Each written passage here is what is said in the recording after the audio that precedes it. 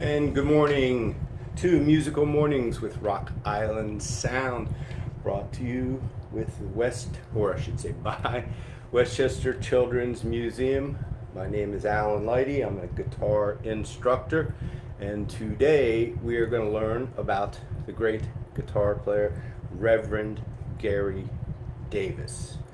So he's somebody that probably most of you do not know about.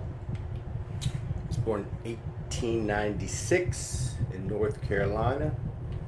This is what he looks like. So went by different monikers. That means like names. And one would be Blind Gary Davis because he was blind. And he would walk the streets of New York City and play his guitar and for spare change. And he would also preach on Sundays at little back storefront churches in the Bronx.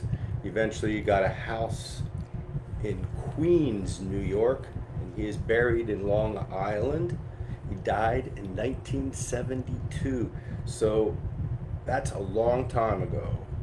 Be it not to mention being born in 1896. Now, what makes him so special is he crossed over all genres of music. So genre is a big term for type of music. So don't let that word scare you. He did blues. And I'm going to give examples of like these different styles that he could play in. He got out of the blues when he got married because his wife Annie did not want him playing the blues because the blues was the devil's music and it would only get him into trouble. Okay? He also played ragtime. Unbelievable ragtime guitarist.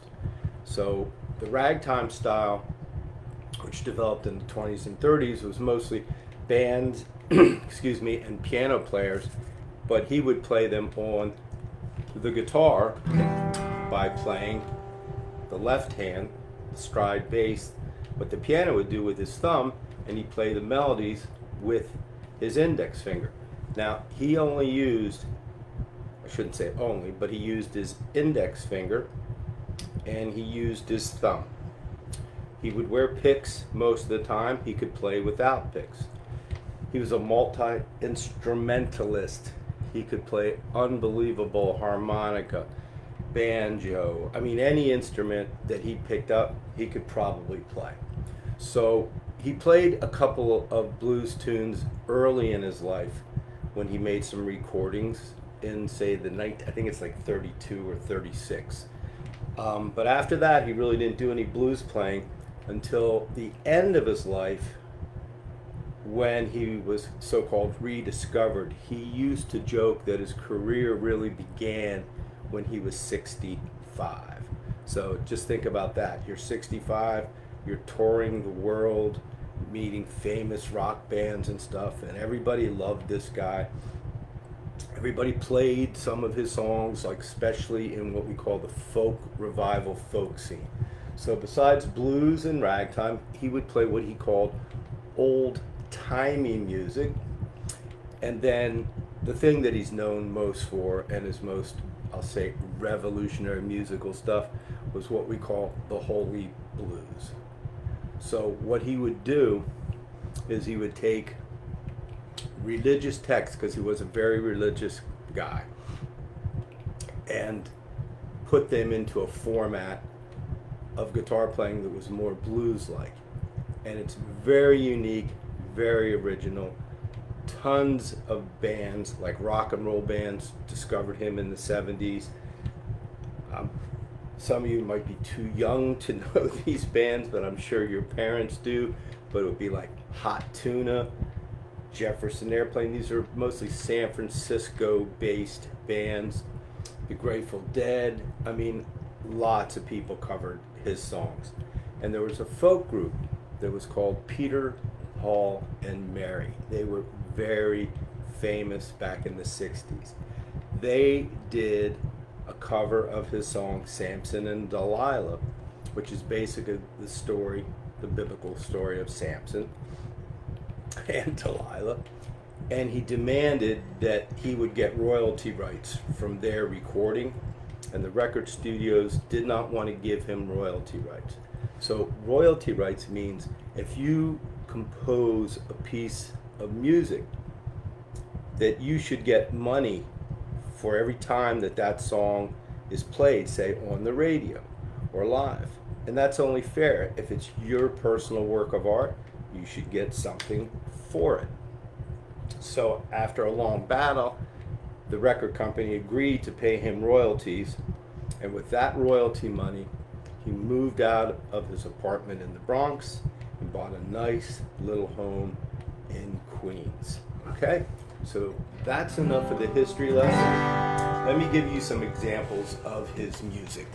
So I think I'm in a good shot here. So as far as the blues, it would be straight ahead, not so much what we discussed earlier, 12-bar blues, very complicated stuff. So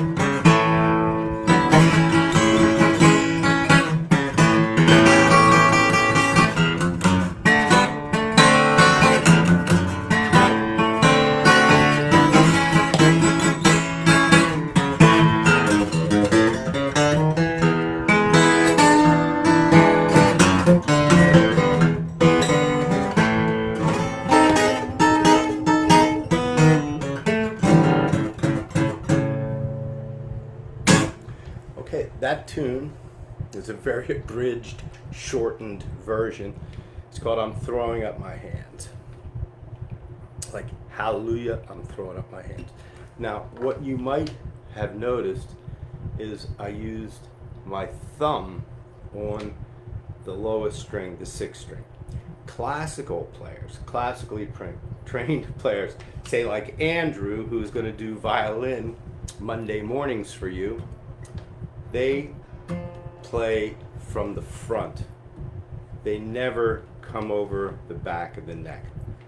But fortunately or unfortunately, Reverend Gary Davis, when he was a little baby, broke his wrist.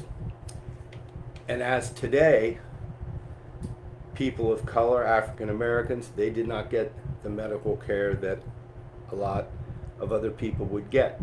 They were not thought of as the same, I hate to say it, class of musician or person. So they set his hand incorrectly, which enables him to wrap his thumb over the top. And he uses his thumb over the top all over the guitar. And another very famous guitar player who plays very similar to Reverend Gary Davis is Jimi Hendrix, who a lot of people consider the greatest electric guitar player of all time. He also uses his thumb over the top. And another side note with blind Reverend Gary Davis, he was not born blind. He had a little bit of a problem with his sight when he was young, and doctors put these drops in his eyes, which blinded him for life. So two medical mishaps kind of created his career. So I have a philosophy, I mean, you have to live in the moment, live for the future. And he did that, and he took a bad situation and he made it into a beautiful, wonderful thing. So that's his blues style. Lots of single string runs, not your standard chord progression. He could improvise for hours on a piece. So let me show, I got my list here, ragtime. Here we go. So.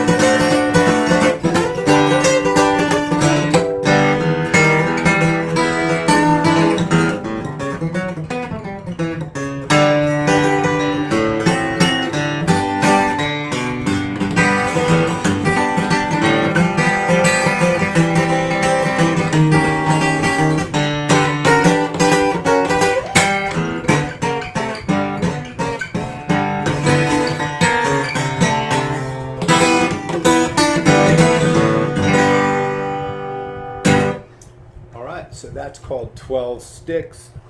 Again, you can see he utilizes the entire fingerboard of the guitar. Most players, early blues players, ragtime players, they did not. He was almost a precursor to the style of music we call jazz. So that's kind of very up. I remember whenever I would play that in schools for the kids, everybody would start dancing. Okay, so that's ragtime. We've been over the blues, the ragtime. The piece I first started with, that's what I would call the holy blues. But let's go to his old-timey style here. One of his most famous songs was called Candyman. And back in the 60s, everybody down in the Soho and Lower Manhattan played this song, or tried to play this song.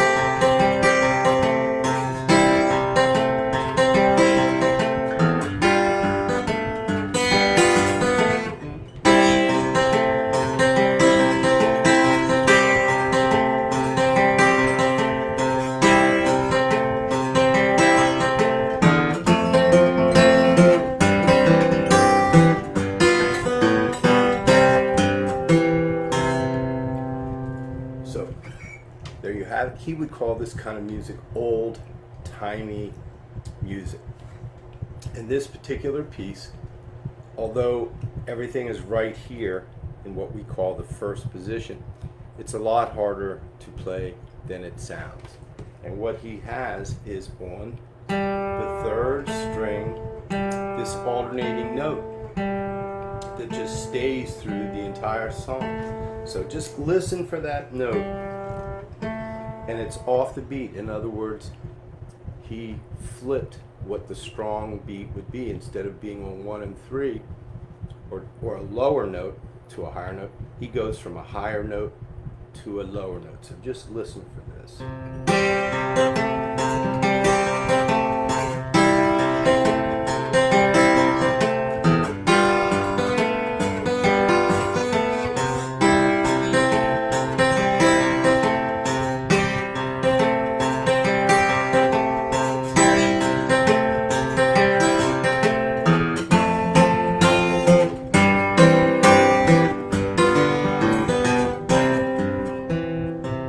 So you could hear that constant tone.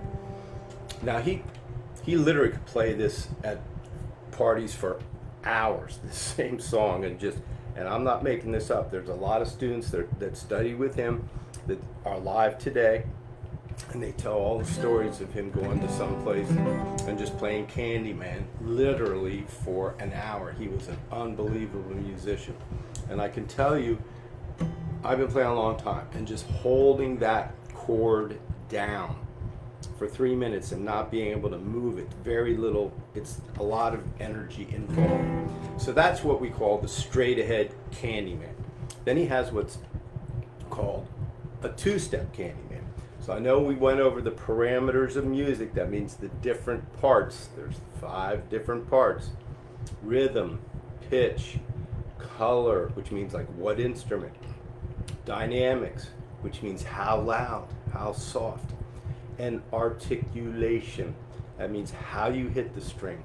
Do you slide? Do you hammer on? Like a slide would be, a hammer on would be, a pull off would be the opposite. These little things are what make music special and make it unique. Okay, so last week we went over color pretty much when I did the 12-string guitar, but this week rhythm.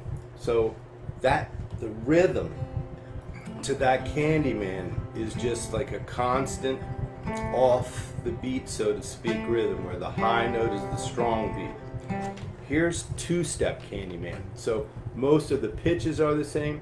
Out of the 5 parameters, meaning parts of music, rhythm is the thing that he really changes here. So it's going to be felt like in 2, like 1, 2, 1, 2, like that.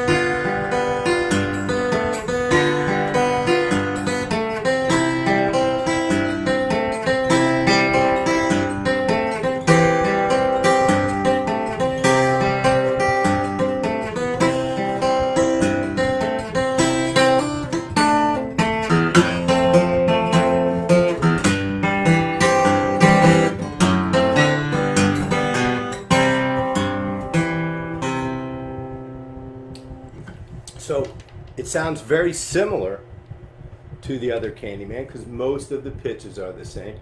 It's the rhythm. It's the way he attacks or hits the strings with your right hand.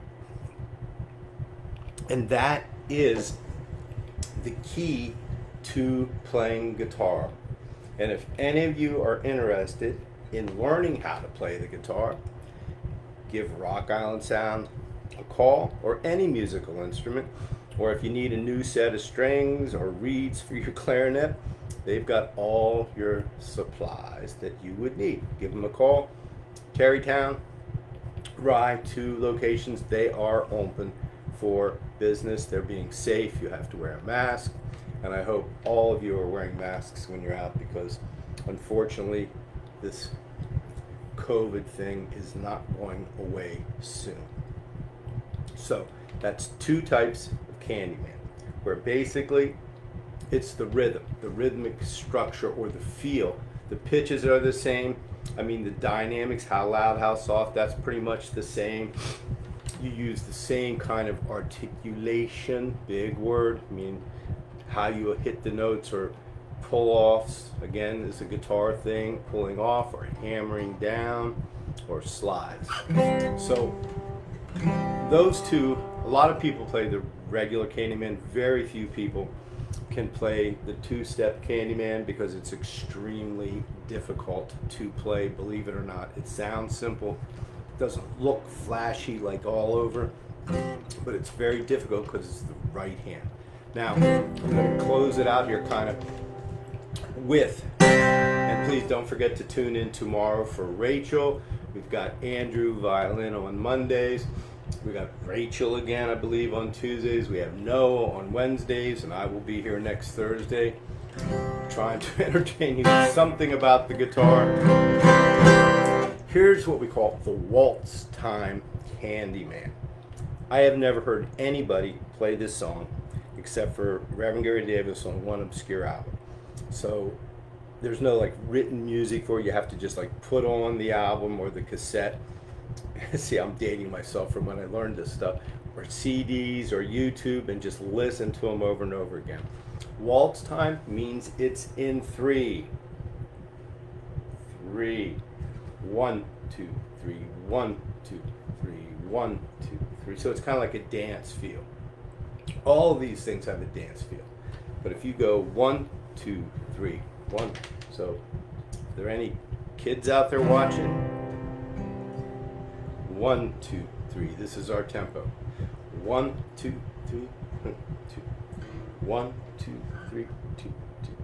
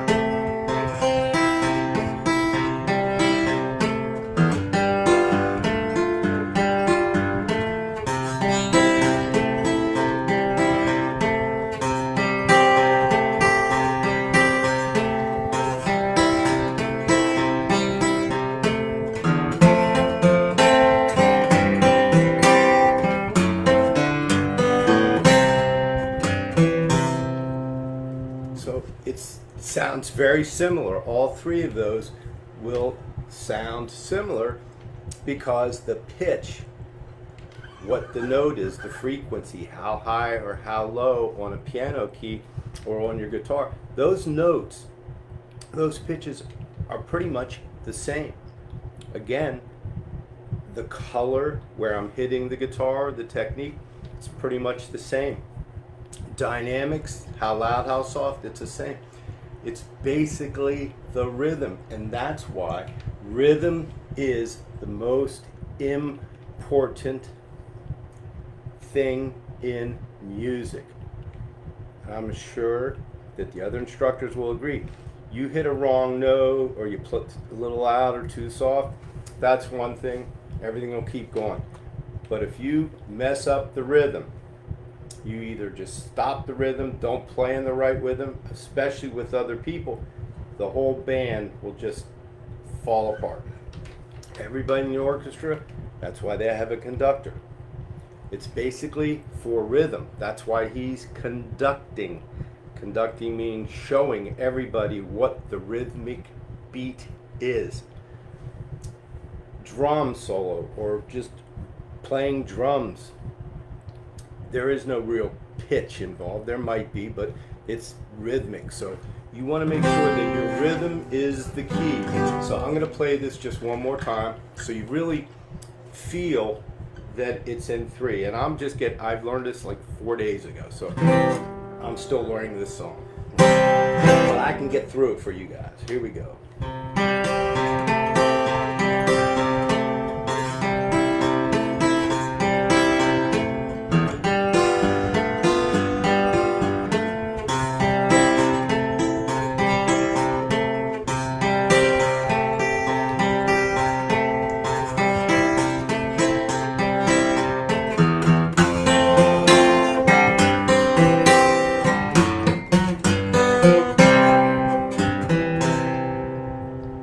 So you could still hear that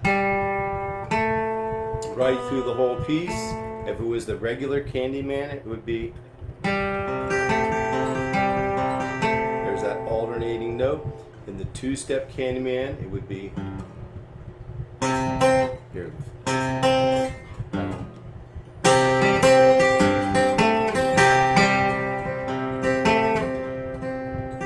I'm just trying to bring out that one note. So it's kind of buried in the middle of the 2-step, and it's front and center in this waltz time.